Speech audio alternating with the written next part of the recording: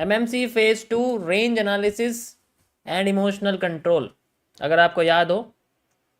ठीक है, अब 2 मिनट के लिए कोई कुछ नहीं बोलेगा, सिर्फ मैं बोलूंगा।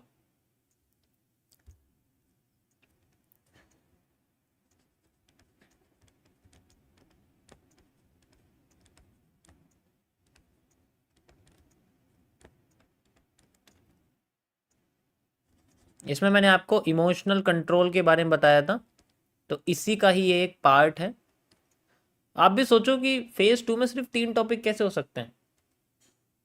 एक तो रेंज एनालिसिस हो गया, गैन बॉक्स थ्योरी, एक GUGD हो गया, एक पैरेलल चैनल, उसके अलावा कुछ है ही नहीं। बहुत कुछ है, अभी तो बहुत कुछ है, क्योंकि अगर मैंने इसमें इमोशनल कंट्रोल बोला, इसका मतलब यहाँ पर साइकोलॉजिकल थ्योरी शुरू हो जाती है।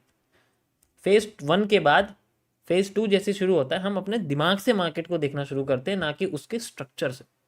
हम क्या देखते हैं, स्ट्रक्चर मतलब प्री रिकॉर्डिंग स्ट्रक्चर। हाँ, पीनेंट है तो पीनेंट को कैसे सॉल्व करना है ये।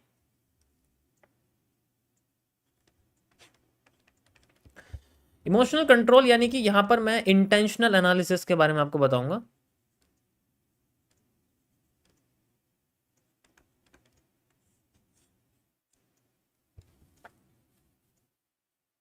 इसको मैं बोलता हूं इंटॉल्स। इंटॉल्स, इंटॉल्स क्यों, इसका नाम पड़ा है मैंने इंटेल के नाम से।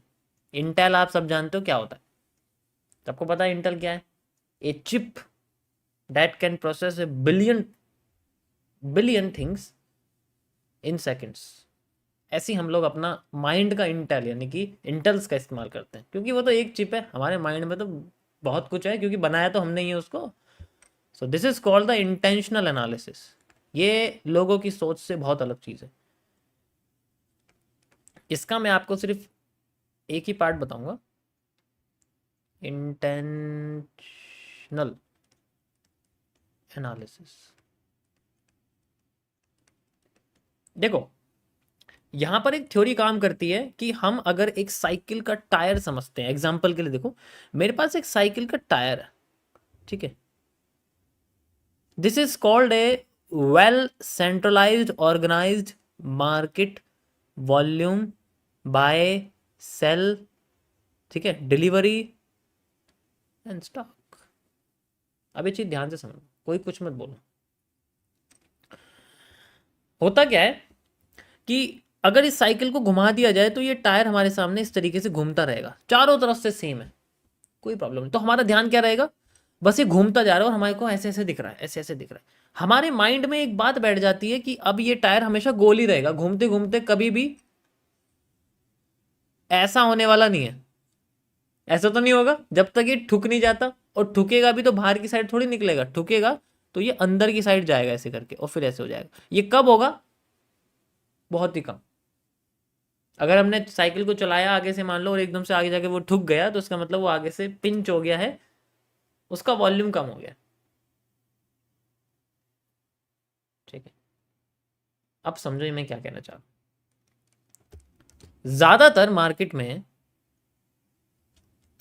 जो मैनिपुलेशंस होते हैं, वो जैसे मार्केट नीचे आ रही है, नीचे आ रही है, तो हमारा माइंड एक स्ट्रक्चर लेके बैठा है इस तरीके से कि मार्केट एक, ध्यान से समझना, एंगल एंगल के साथ, कि मार्केट एक फॉर्मल डायरेक्शन लेके जा रही है, नीचे की साइड नीचे जा रही है। मैं समझ रहा हूं कि मार्केट अपने आप को यहां पर नीचे लेके जा रही है इस तरीके से। मेरे माइंड में एक पैरेलल चैनल बन चुका है। This is called the intention. This is called the intention. Market क्या करती है, यहां आते ही पैरेलल चैनल को नीचे से ब्रेक कर देती है। ब्रेक कर दिया। अब जब मार्केट ने नीचे से इसको ब्रेक कर दिया, हमें लगेगा क्या बात है, क्या मूव आया है। ये जो मूव है, हमारा इंटेंशन चेंज कर दिया। हम चैनल को स्ट्रेट वाइज देख रहे थे, जो कि आगे जाके धीरे धीरे करके देखो उठ रहा था। यहां से मैंने आपको क्या दिखाया, ध्यान से देखो, ये मैंने ऐसे नहीं बनाया हुआ। ये चैनल की कनेक्टिविटी है, अभी थोड़ा सा उठ गया, ये थोड़ा सा और उठने वाला था, उठने की बजाय इसको नीचे गिरा दिया। हमारा इंटेंशन था कि मार्केट अपने आप को इस तरीके से लेके जाएगी, ऐसे करके, एंड देन ऐसे हो जाएगी। माइंडसेट हमारा यहां सेट था, लेकिन इस एक मूव ने हमारे इंटेंशन को चेंज कर दिया। अब हम इसको कंटिन्यू नहीं करेंगे, भूल जाएंगे। मीडिया को ऐसी मैनिपुलेट किया जाता है, मीडिया से लोगों को ऐसी मैनिपुलेट किया जाता है, जब कोई एक्सीडेंट वगैरह कुछ भी हो जाता है ना, ऐसी मैनिपुलेट करते हैं, एक एकदम से कुछ और लेके आ जाएंगे, ताकि वो जो एक लोग सोच रहे हैं ना जिस डायरेक्शन में कि हाँ ये ऐसे ऐसे हुआ होगा, एकदम ऐसी चीज ड्रॉप कर दो कि सब कुछ माइंड से वैनिश हो जाए। अब एक रिटेलर क्या करेगा, फंस गया बेचारा। और इस स्टॉक्स में बहुत होता है, एक अच्छा खासा मूव अपने रास्ते को भटक गया, जो कि धीरे धीरे करके अपने आप को रिकवर कर रहा था, लेकिन उसकी वैल्यू इतनी गिरा दी गई कि आगे जाके वो और भी नीचे गिर गया, एंड देन फिर एकदम से रिकवर करता है, फिर अपने जोन में आता है। तो हमारे पास जो एरिया था ये वाला, ये वाला, ये यहां से डिलीट हो जाता है, डिलीट होते ही इसको उसी रास्ते पे ला दिया जाता है, यहां पर वो FII DII जो भी हैं अपना बना के यहां निकल जाते हैं, दैट्स इट। फिर ये चैनल कंटिन्यू होता है, तब तक माइंडसेट बदल जाता है, फिर हम दोबारा इसको इंटेंशन अपना लगाते हैं कि हाँ भी पुराना का पुराना लगा दो इसके अंदर, चलो कंटिन्यू करते हैं। अब क्या होता है, क्योंकि बिल्कुल लो पे खरीदा है, यहां पर लो पे खरीदा है, फिर हाई पे उसी रेंज पे बेच दिया जहां पर उसी जगह पे हम इतना बना नहीं पाते। यहां पर मैं अगर यहां कुछ लेता हूं ट्रेड, यहां से यहां तक मुझे कितना मिलेगा, मान लो 200 पॉइंट मिल रहे हैं, यहां से यहां तक लूंगा 800 पॉइंट, रेंज वही चल रही है, लेकिन यहां मैनिपुलेट कर दिया, चलो चलो जल्दी से यहां सेल में भागो, बहुत अच्छी सेलिंग आ रही है, हमें जाना चाहिए इसके साथ, बहुत अच्छा जाना चाहिए।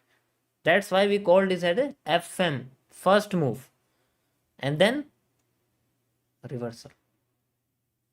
इसीलिए मैं इसको फेक मूव देन रिवर्सल कहता हूं, और हमेशा इनके साथ जाना चाहिए, ना कि ये जो यहाँ जो नीचे लुढ़क रहे हैं ना ये सारे इनके साथ, ये जो गिबली वाले हैं सारे, ये वो, समझ आया? This is the FMFR concept, ये हर जगह काम करता है, ये चाहे ऊपर है, ये चाहे नीचे है, ये चाहे स्ट्रेट जाके आ रहा है, वो चीज है।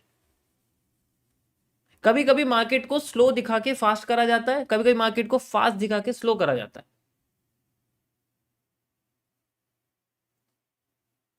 ये चीज अगर स्टॉक में होगी तो पकड़े जाएंगे, क्योंकि इसे मैनिपुलेशन कहते हैं, इनसाइडर ट्रेडिंग होती है, ये इनसाइडर इन्फॉर्मेशन में से पैसा निकाल देना, फिर उसी रास्ते पे प्राइस को छोड़ देना, ठीक है।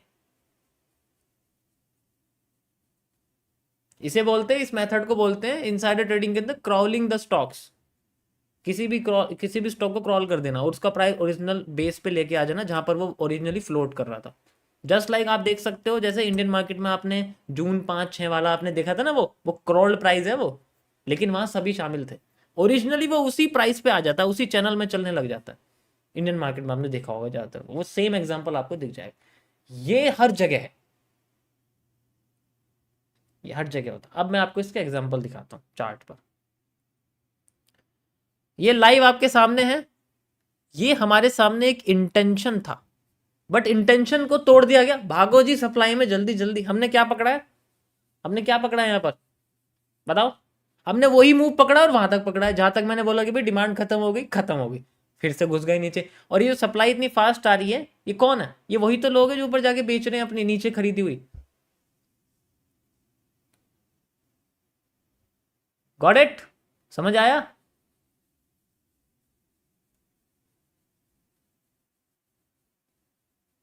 ये समझ में आया कॉन्सेप्ट? ये हर जगह काम करता है, लेकिन ये हर जगह दिखता नहीं, क्योंकि समझना बहुत मुश्किल है। इसके लिए आपको स्ट्रक्चर की जो नॉलेज है वो बहुत अलग लेवल पे होनी चाहिए।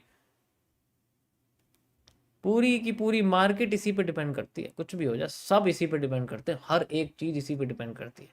यू कैन सी, हर एक चीज इसी पे डिपेंड करती है, कुछ भी हो।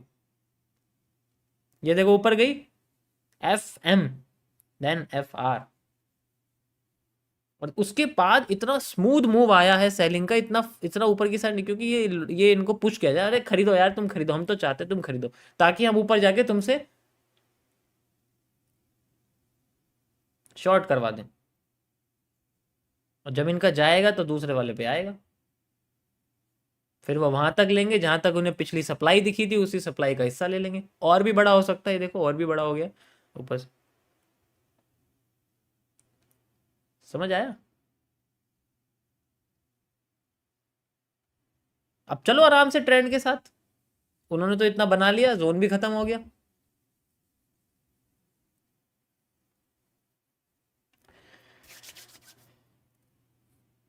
So this is just a intentional analysis हमारे इंटेंशन को चेंज करा जाता है, लेकिन हमें उसी इंटेंशन का फ़ायदा उठाना पड़ेगा।